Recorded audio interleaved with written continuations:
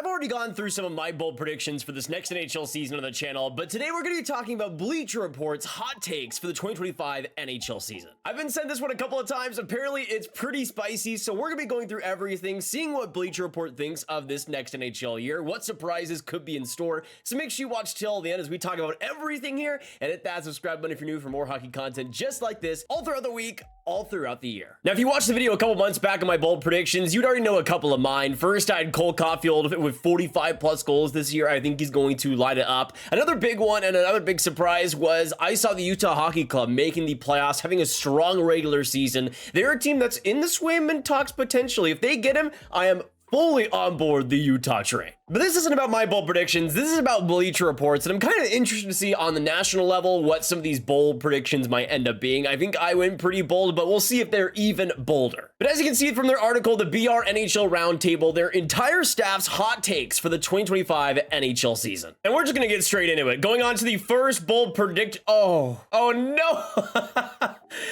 Now I just feel bad. Okay, when was this made? September 26th. Oh man, not even like 4 days later, Patrik Laine gets injured in a preseason game. Now, he did get confirmation. It was actually a little bit better than we thought. He's only going to be out likely for about 2 to 3 months, not the 6 months that was speculated. So it's a lot better. Still though, I feel so bad for BR because stuff like this happens to me all the time. When you're making videos and you're trying to go against the clock, you're going to eventually have something age horribly before you even release the dang thing. And I mean, at least they had a couple days up before it happened. But their first bold prediction is that Laine will lead the Habs to the playoffs. And as they say, this take is so hot that you'll need oven mitts to handle it. I mean, with Laine injured now, it's even hotter. This is just sad to read through because they say some of you guys will argue Laine has struggled through injuries and inconsistency over the past 4 seasons. Those are valid points, but after getting traded to the Montreal Canadiens in August, Laine is coming into this season with a fresh start in a city where he wants to play on a team that could help him get in his career back on track. But it's not just about Laine, it's also the Habs making the playoffs. They go on to say the Canadiens spent the last 3 seasons rebuilding with promising young talent like Slafkovsky, Goulet, and Laine Hudson. They're hoping to make real progress this season by getting into the hunt for a playoff berth. A lack of scoring depth beyond the top line of Slav, Caulfield, and Suzuki doomed the team last season. Adding Laine to a second line with a healthy Kirby Doc and Newhook should provide the boost it needs to end its playoff drought. Now, here's the thing. I can totally get where they're coming from, where you see this big jump for Montreal. I think in terms of play, in terms of making all these games close, we're going to see a pretty big jump by the Habs, even with the Laine injury. But the problem for me is still the division. I mean, we talk about teams like Buffalo, Detroit, Ottawa, not having this 100% chance of making it. In fact, I think a bulk of those teams, 2 out of 3 likely, I think, are going to miss the playoffs this next year. So that leaves the Habs in a tough position where I think in a normal division that is not the Atlantic, we could see them take that big jump, but I still think 2026 is the year we actually see it. I just think that Montreal is once again going to be a product of their division and will probably be in the bottom 10 of the standings. I think we will see progression, especially with all the younger players, and I think for the Habs, they could still use another top 10 pick. I mean, it's not the worst thing in the world, but I think considering the division, considering the situation, it's going to make things even harder for the Habs to take that extraordinary jump that could be possible otherwise. But I love the enthusiasm here. I mean, I think we'll see the Habs forward group play their best season out of this rebuild, hopefully having a fully healthy Kirby Doc, knock on wood. But you're also gonna have a full season of Newhook as well. You're gonna have Joshua Waugh playing in a full-time role, which will bring a big boost as well. I think we're gonna see Anderson a little bit better, though who even knows at this point with him. I think we will see increases for the Habs forward group and hopefully getting on a more consistent level. The defense, I think, is also gonna be taking a jump, mostly just because of the improvements in players like Goulet's game especially, but you're gonna have Laine Hudson as a rookie, and I think he's gonna be in the Calder contention. But you still have guys like Mathis and like Savard that can still play well. The defense is yet to be the strength for the Habs, but I think this season you're gonna start to see the promising players coming up and fully realizing their potential. But again, you gotta consider the Atlantic Division, and I think for the Habs, there could be a case where they get past 80 points or so. Maybe they're able to get past 85 points and really make themselves a competitive team, but I think that's about the best it'll get this season, especially with the Laine injury. I think that does have some negative effects to the forward group this year, but I still think they're going to be in a good spot. They're going to be improving. They're going to get better, and we're going to see the Habs be a lot more competitive than they have been. And that's really all I would need from them. I don't need them to make the playoffs yet. I don't think they're that type of team. Sure, it would be a ton of fun, but I just don't think this is the year. And that is okay. So I would say I think BR is 0 for 1 so far, but I respect it but quite a bit. And now we're going to head on to number 2 and see what else they have. And they have the Devils will reach the Eastern Conference Final. Now this one's interesting, talking about how the Devils' health really hurt them. Jack Hughes missed about 20 games, the precise number that ace defenseman Dougie Hamilton actually played in. And the goaltending went from a respectable 9th best overall to a horrific 5th worst, allowing 57 more goals across the same schedule and sending Coach Ruff out of the door to recapture a little glory elsewhere. Talking about Hughes and Hamilton are back from surgeries to fix a battered shoulder and a torn pec respectively. They say obviously it'll be a big jump going in the Eastern Conference Final, but considering the Devils are statistically among the league's youngest teams and unquestionably among its most skilled and explosive, merely returning to moderate health all but guarantees a playoff meeting across the river with the Metro rival Rangers and the berth in the Final Four that'll come from it. Now unfortunately with this, we've already gotten some bad news on the Luke Hughes side injury-wise. Tom Fitzgerald told Mike Morale that Luke Hughes' left shoulder has yet to start skating and remains 5 to 7 weeks away. So that surgery that he ended up getting, it seems like it's held him back a little bit more than expected, and he's going to be out for a decent chunk to start the year. Now the good news for the Devils is that I don't think they need Luke Hughes to succeed. He was a pretty big defensive black hole last year, and in his place right now of daily faceoff has Seamus Casey, who I don't think would be too much of a downgrade there and could be a lot of fun. You're of course going to have Simone Nemets hopefully being a lot more adjusted to the NHL level, but you also got the additions from this offseason in Brendan Dillon and also Brett Pesce, who isn't even on this defensive chart right now. You also got Kovacevic as well, former Montreal Canadian, who I think has been really underrated in this time in the NHL defensively. I think for the Devils, you have some pretty big improvements overall in that D-core, which was one of the most important things. And of course, you got the goaltending there in Jacob Markstrom, which although the goaltending wasn't great in the preseason, hopefully it's just preseason woes for the Devils and we see them turn that page. But I do think it's pretty bold, especially considering the strength of the Metro Division at the very top. You still got teams like Carolina, still got teams like the Rangers, and they predict the Devils to come out of all those teams to represent the Metro. But I think it's totally plausible for the Devils to get back in a strong position this next year. But I think it all just depends on health and how much Jacob Markstrom is able to transition onto this Devils team. If he's able to shake some of those preseason woes, is able to be a fully confident starter this next year that I think he can be, then I think the Devils are in a strong spot. Goaltending sunk them by quite a bit. Injuries sunk them by quite a bit. If they're able to stay healthy, if Jack Hughes is able to play a full season and look himself, especially with how he looked in the first half last year, I think the Devils are absolutely a playoff team and could be a lot more than that. So I would say I agree with this one. So we're going to put a 1 for 2 for BR so far. Not bad. Now we're going to keep going here and go on to number 3, where they say the Ducks will trade Trevor Zegras before the trade deadline. They go on to say it's not a hot take to proclaim that Zegras will not spend his whole career in Anaheim. The center's been a subject of trade rumors for the last year, and it's been a lot of smoke and no fire so far. Pat Verbeek gave the All-Star a 3-year bridge deal rather than a long-term contract last summer, and questions persist about whether Anaheim actually sees Zegras as a long-term fit. They go on to say the market for centers this spring projects to be dire. Mikael Granlund, Alex Kerfoot, and maybe Yanni Gourde are the best names who could be available among sellers. When there's a void in the market, teams get creative, and Anaheim may look to take advantage by throwing Zegras onto the table. They go on to say, is that take not bold enough? Fine. Let's take it a step further and predict the Philadelphia Flyers will be the team that acquires him. They go on to say they're looking to take that next step, but are still in something of a rebuilding mode. Zegras, who returns 24 in March, fits a long-term vision. The Flyers are very weak at center. Sean Couturier took a massive step back last season, and Morgan Frost hit 40 points, and in particular are lacking a true offensive creator at the position. Daniel Briere has 3 first-round picks in 2025, plus a strong prospect pool. The Flyers can afford to make this type of deal, and Zegras may be happy to move closer to his home in the New York suburbs, and that is pretty hot. Zegras being dealt at the deadline, I don't think is crazy, but the Flyers being the team to make that happen would be fascinating. Normally, I would say the Flyers having Matvei Michkov and Trevor Zegras on the same team would make John Tortorella resign on the spot, but I think he's actually been pretty fair to Michkov so far and is giving the time on ice to the players who do deserve it. And in Michkov's case,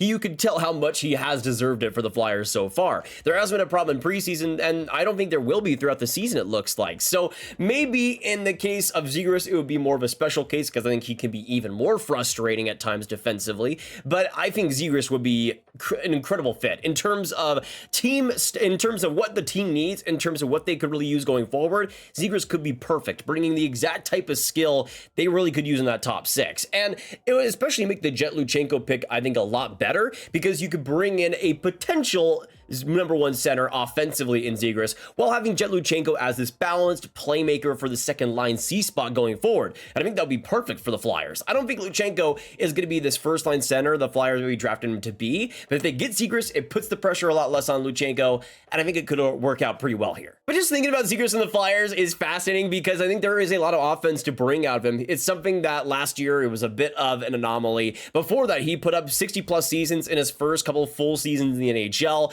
Last year, injury luck and weird ice time inconsistencies left him having a so-so season. But I think this next year, we're going to see him back with Anaheim, playing a lot better, being in a better position, hopefully being a lot healthier throughout the year. And that'll really boost his value to me. And especially for the Flyers, I think it would still take a pretty penny to acquire him, but I really like that idea. If Tortorella actually is fine with it and plays him like he probably should be played, then I think it could be a perfect fit. But that is the problem you have to consider. Is Trevor Zegras a John Tortorella type of player? I mean, again, Torts has kind of surprised me at times, playing players like Morgan Frost at more than I thought they would have gotten played. Guys like Matthew Michkov have gotten a lot of opportunities so far. So I'm not going to say it's impossible, but I think Zegras would really be the testing limit for Tortorella's patience, I would say. I mean, he's going to be the real test for Torts. But honestly, with how entertaining it could be, I'm here for it. So you know what, BR? I might not agree with Philly actually being the team to trade for him, but I like the potential fit and what it could do for both teams. So I'm going to give it a 2 for 3 for now. Now we're going to keep going here on to number 4 next up. And here we go. And Utah Hockey Club. Whoa. You're doing everything for me right now, BR. You're speaking my language. Utah will reach the playoffs. They say you want a hot take? Here's one. Utah is going to make the playoffs this year. Its roster has a few young, high-end offensive players to create offense. The Utah defense was a sore point the past few seasons, but it addressed that in a huge way by adding Mikhail Sergachev. John Marino as well was a big one. Connor Ingram in goal and Carol Villmelka backing him up. They got a solid tandem. They go on to say that Utah plays in a wicked Central Division with Dallas, Colorado, Winnipeg, and Nashville at the top, but the wildcard race is wide open for contenders, and the Pacific Division isn't exactly bringing the Thunder outside of the top 3 of Vancouver, Vegas, and Edmonton. And that's exactly how I see it too. I mean, I think that Utah can be a stronger team, especially depth-wise, compared to a team even like Colorado, honestly. I think they could leapfrog them if Colorado is not able to solve their depth issues, especially on the 4 group. I think there could be a situation there where the Avs are kind of struggling to make the playoffs. I do think they still do, but I would not be surprised if the Avs are a playoff team, if the Preds are a playoff team, even the Jets, if Connor Hellebuck takes a step back. Even though the Central is great, I think only Dallas is the team that is untouchable there. I think the Utah Hockey Club can make a big splash. You got that new home situation there, which has created buzz for teams like Vegas in the past. We'll see if it's more like Seattle or more like Vegas, but I have a feeling we're going to see a lot more of the Golden Knights type of success. Not Stanley Cup final level. I think if they make the playoffs, they're likely a round 1 exit, but still, for that young group to make the playoffs would be huge to get that experience. Now, we talked on this channel a lot about Utah's defensive moves this offseason, going for Sergachev, Marino, for Ian Cole, but one aspect that I didn't quite talk about as much was the experience, and that is something that I think this Arizona-Utah club was really lacking. Sure, defensively, they had some massive holes, but I think experience-wise, they were really inexperienced, really young, and I think they needed some leadership, some players that have been there, that have done that, have had success in this league to show them what happens when you do it and what is necessary for that to happen. You got a player like Sergachev, who's only 26 years old, but has already won 2 Stanley Cups, has played so many playoff games over the past decade, about as much as you could as a 26-year-old. You also got John Marino as well, who's had at least a solid playoff run with New Jersey in 2023, but also had some playoff seasons with the Pittsburgh Penguins. You also got Ian Cole, of course, who especially has been there, done that, 2 Stanley Cups on his resume, but you got a lot of long playoff runs, whether it be with Pittsburgh back in 2016, 2017, winning those Stanley Cups, and also recently with teams like Vancouver and Carolina. He's also been in that position where he's had to play those playoff responsibilities. With Vancouver, didn't go quite well, but I think that experience was something that Utah really lacked, and I think they really solved it this last summer. And you combine that with a 4 group that I think is absolutely killer. I think maybe me the only weakness would be the center position, at least if Cooley doesn't take this massive jump, but I think Clayton's going to have a rebound season. But you look at the wings, players like Clayton, Keller, Dylan Gunther, Nick Schmaltz, Matisse Michelli, Lawson Krause. That top 9 wing-wise is honestly one of the best in the league, in my opinion. I think Keller's going to take that big next step too. And then he also gets into the goaltending. And I'm writing pretty high on Connor Ingram with how well he did last season. If he's able to even replicate that type of year, I think Utah easily makes it. He was sensational, but now with the defensive upgrades, with the four-group maturing, Utah's in a good spot, folks. I really feel them right now. So you know what? We got another dub here for BR. I'm going to say a 3 out of 4 so far in the picks I agree with. Not too bad. I'm liking it so far. But then we're going to go into the last prediction here at number 5 and see what BR ends with here. See how hot, see how spicy it ends up being. And at number 5, they say the Yzer plan fails to get Red Wings to the playoffs again. Ooh, spicy. Now, in saying that, this is a pick that I 100% agree with, but I'm interested to see their reasoning for it. My reasoning was mainly an underwhelming offseason with especially the goaltending situation looking completely barren right now, but we'll see if they think differently. They say the Red Wings haven't reached the playoffs since 2016. On the surface, the Wings would have everything you want in an up-and-coming team. Lucas Raymond signing an 8-year extension, huge. Maurice Seider as well. But then you take a deeper look and you find a somewhat unbalanced roster with weak goaltending, overpaid depth players, and reliance on veteran forwards who have seen better days. No offense to Patrik Kane or Tarasenko, but they can't be top-line forwards for you in a playoff charge with both men in the mid to late 30s. However, the biggest issue is the goaltending. With the three-headed monster of Ville Husso, Cam Talbot, and Alex Lyon, all better suited to be backups at this point in their careers. Talbot had the best numbers of the trio last season, a .913 save percentage, but at the age of 39, it's asking a lot to carry the load this season. Things could change on the roster later this season, but until they do, expect Detroit to miss out on the postseason again. Now, I will contest this point about players like Tarasenko and Kane being the guys that are Detroit's going to be riding for, because they already got DeBrincat, they already got Lucas Raymond as their left wing, their right wing on the top line with Larkin. That is pretty set in stone. But I will agree that for a second line, the age is a bit of concern. Even though Patrik Kane played well last year, Tarasenko was still great. They're never a sure thing at that stage of their careers. I think they will still be fine. My main issue is still the goaltending and especially the defense that is going to be really riding on Moritz Seider, riding on rookie Simon Edvinsson to be up to excellent defensive standards when they might not be. That to me is the main issues. I don't think Kane and Tarasenko are going to be the reasons Detroit misses, but I can see where they're coming from with that. The forward group is balanced, but there's not a lot of top end talent besides that first line, so I can agree with that too. But like they mentioned, to me the goaltending is the massive issue. Cam Talbot I think will be the starter, but I just don't think he's going to be able to play the 50-60 games at starter quality level that Detroit needs to make the playoffs in the Atlantic. Again, the division here, like we talked about with Montreal, is so important. Is this team good enough to make it in that stacked Atlantic division? I mean, I had Buffalo making it, but I wasn't even confident in them because of that Atlantic division being so competitive, being so wide open. But to me, I think Buffalo has a little bit of an edge in terms of their top end forwards, especially with the youth that they have all throughout that lineup, with the speed that they'll have, especially with Lindy Ruff coming in, but also the goaltending. I'm a big fan of Ukko-Pekka Luukkonen, what he was able to do in the second half last year. He showed to me that he can be a starter. And I think Devon Levi is going to be back at a better level this next year with that AHL seasoning. I think he's going to rebound in a big way. So I think the goaltending will be an edge for Buffalo,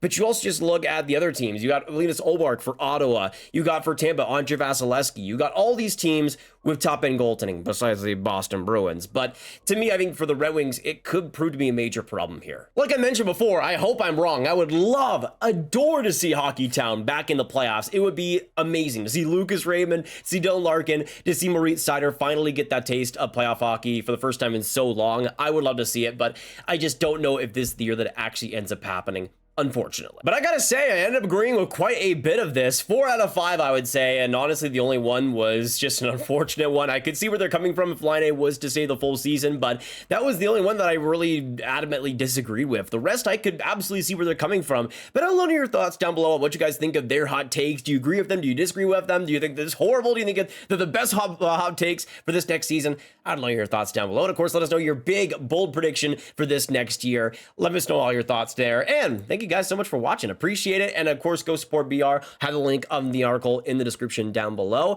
And I hope you guys have a fantastic hockey day. Make sure you hit that like button, subscribe, hit the notification bell before you guys go. Make sure you share it with all the hockey fans you guys know online, and click on this card for all my hockey rankings in one playlist. Thank you guys so much for tuning in though, and I will see you in the next one. Have a fantastic hockey day, and goodbye.